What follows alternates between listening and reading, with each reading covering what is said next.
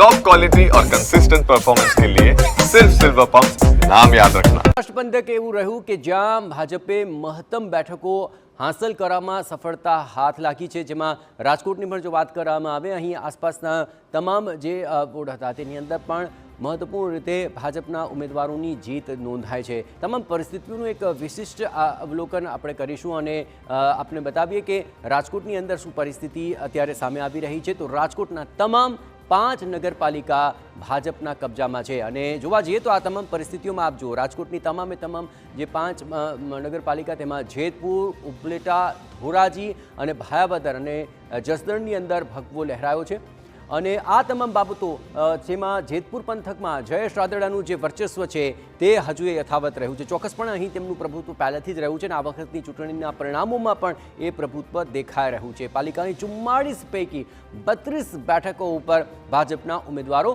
જીત નોંધાવી ચૂક્યા છે।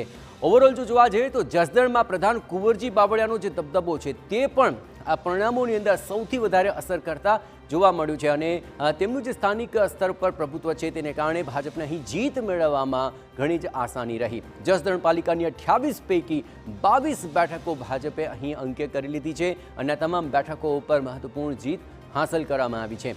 આ ઉપરાંત રાજકોટ જિલ્લાની અંદર આ તમામ બેઠકો ઉપર જે સ્થાનિક સ્તરના મુદ્દાઓ હતા તે ઉઠાવવામાં આવ્યા, તેને લઈને સ્થાનિક સ્તર સુધી લોકોને જે રાહત પહોંચાડવામાં આવી તે પરિણામોની અંદર સ્પષ્ટપણે પડઘાઈ રહ્યું છે।